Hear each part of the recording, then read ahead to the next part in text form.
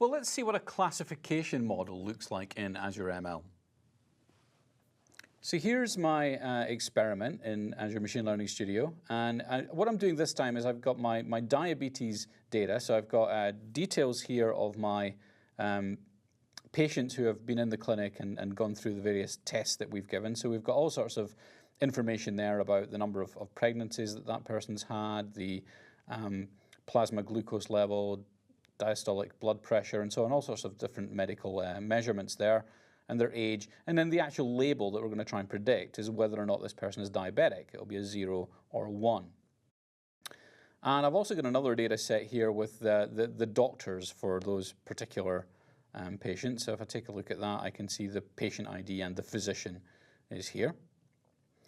And what I'm going to do is I'm going to just join those data sets, and I've joined them using the patient ID as the column that they join on. It's a left outer join, so we'll keep any diabetes records for people who don't have doctors, and we're not going to keep the right-hand key patient ID column. So got the join in place. Then I'm doing a math operation. Now, when I analyze this data, we find that the age is actually skewed towards younger patients. So if we actually take a look at our join here, let's take a look at the output of that, and I take a look at the age column, you can see that there's a big spike at the beginning of that column here. Most people are in the youngest age bracket here, so it's kind of skewed, and that's going to kind of interfere with the model. So I'm going to create some the log of that column, of the age column, in order to create some slightly more linear relationships. So if I take a look at what we get out of that,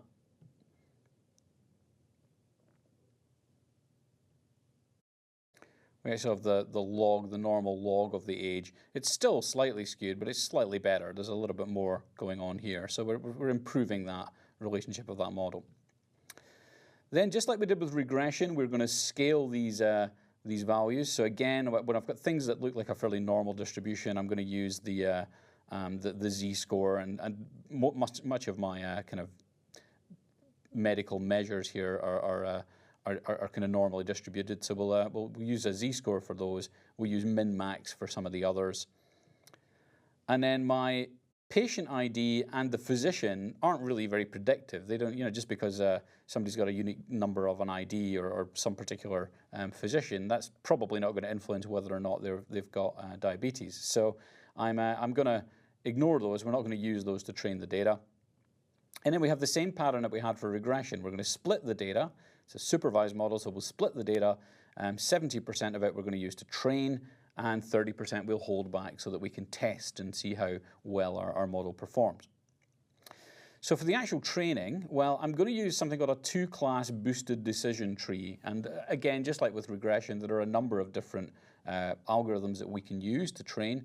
And really, sometimes you just have to experiment with some different algorithms to see which one works best for your particular data for the way that it's statistically distributed. But we're going to stick with a two-class boosted decision tree. It's a fairly well-common, generally used algorithm.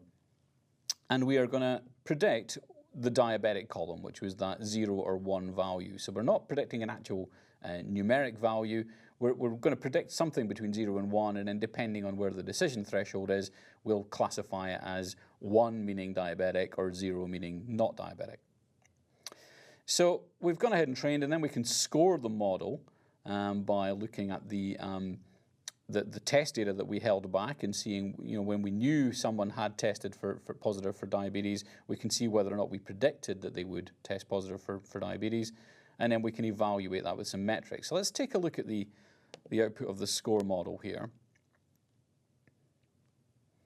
And as I scroll along, if I take a look at my scored labels, I've got 1, 0, 1, 1, and so on. So I can see they're really only two values, 1 or 0, so that's the histogram for those.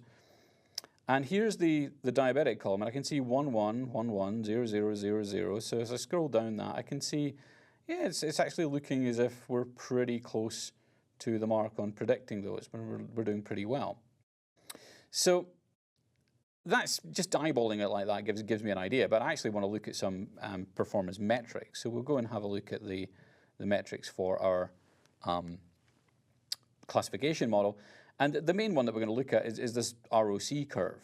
So I can see that it goes all the way up the left and then all the way along the top, pretty much almost to the top right corner. So that's a very good indicator that the area under the curve is pretty much the whole of the square. It's almost going to be 1. That means that we're predicting pretty well. And if I take a look down and see the actual metrics, here's the metrics. This little section here is my confusion matrix. I got my true positives and my true negatives, and those are nice big numbers. There are some false negatives and some false positives, so I'm not getting 100% right, but they're certainly much lower than the true values. I'm getting an accuracy of 95%, and I'm getting a precision of 93, a recall of 90, well, just under 93. And I can see my area under the curve here is basically 99%. So I think what we've got there is a pretty good model for predicting, based on those medical measures, whether someone is going to test positive for diabetes or not.